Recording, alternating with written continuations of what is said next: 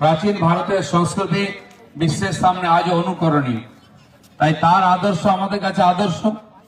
তিনি ভারতের যুবকদেরকে ডেকে বলেছিলেন, আসো, জাগো, ওঠো, দেশকে পরিবর্তন করো, নিজের পরিবর্তন করো। সেই ডাক আজকে আমাদের প্রধানমন্ত্রীও দিয়ে নতুন ভারত গড়ার যে কারিগর হিসাবে ভারতকে জাগানোর চেষ্টা করছেন, সেটা বিবেকানন্দের কাজ।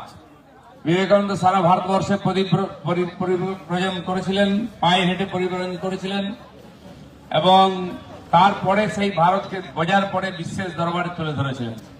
আজকেও ভারতবর্ষ বিশ্বকে নেতৃত্ব করতে পারে এবং ধীরে ধীরে দেশ সেই দিকে এগোচ্ছে। সারা বিশ্বেতে ভারতের মান সম্মান বেড়েছে, আমাদের ধর্ম সংস্কৃতির প্রতি শ্রদ্ধা বেড়েছে।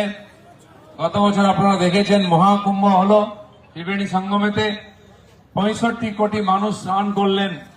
ভারতবর্ষের বাইরের দেশ প্রায় 100টা দেশের মানুষ সেখানে এসেছিল। এতে বিশ্বজুড়ে যে যুদ্ধ বিগ্রহ, লড়াই, হিংসা চলছে, তার দ্বারা মানুষ ক্ষতবিক্ষত, অশান্ত। তারা শান্তি চাইছেন, মিলেমিশে থাকতে চাইছেন, আর সেটা কেবলমাত্র ভারতীয় সংস্কৃতি, ভারতীয় ধর্মই শিখাতে পারে। তাই বিশ্বের বিভিন্ন দেশ থেকে মানুষ এখানে আসছেন শান্তির জন্য। কয়েক বছর আগে যে কোভিড মহামারী হলো বিশ্বজুড়ে, লক্ষ লক্ষ মানুষ মারা গেলেন, তখনও ভারতবর্ষ 2টি ভ্যাকসিন আবিষ্কার করে বিশ্বের 100টার বেশি দেশকে ভ্যাকসিন দিয়ে মানুষকে বাঁচিয়েছে। তো নরসেবা নারায়ণ সেবা, এই যে আমাদের দেশের আদর্শ, জিও আর জিনে দো, সবাই মিলে একসঙ্গে বাঁচতে হবে। আমাদের পূর্বপুরুষরা বলেছেন, শুনুনে মানুষ ভাই, সবার উপরে মানুষ সত্য, তাহার উপরে নাই। সেই মানুষের সেবা, মানুষকে মানুষ করার কাজ ভারত যুগ যুগ ধরে করেছে। আমাদের সাধু সন্ন্যাসীরা নেংটি পরে, কমন্ডলু হাতে নিয়ে, খড়ম পায়ে সারা দুনিয়া পরিব্রজন করে মানুষকে মানুষ হওয়ার কথা বলেছেন, ভ্রাতৃত্বের কথা, বন্ধুত্বের কথা বলেছেন।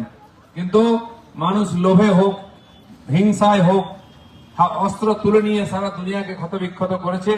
তাই বড় বড় দেশ যুদ্ধ করছে, সারা বিশ্বের মানুষকে কষ্ট পেতে হচ্ছে, জিনিসপত্রের দাম বাড়ছে, জীবনহানি হচ্ছে। এর থেকে বিশ্বকে বাঁচাতে হলে বিবেকানন্দের বাণী, বিবেকানন্দের দেখানো পথে হাঁটতে হবে, যেটা ভারতবর্ষের চিরাচরিত পথ। স্বামী বিবেকানন্দের পথে হেঁটে আজকে নরেন্দ্র মোদী ভারতকে নেতৃত্ব দিয়ে সারা বিশ্বের সামনে ভারতের নতুন রূপ তুলে ধরেছেন।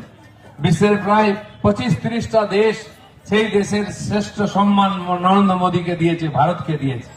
বিশ্বের যেখানে ভূমিকম্প, সুনামি, বন্যা হচ্ছে, ভারতের ডাক্তার, ওষুধ, আমাদের উদ্ধারকারী দল পৌঁছে যাচ্ছে, প্রধানমন্ত্রী যাচ্ছেন। তাই আজকে ভারত আবার বিশ্বগুরু হওয়ার রাস্তায় এগিয়ে চলেছে।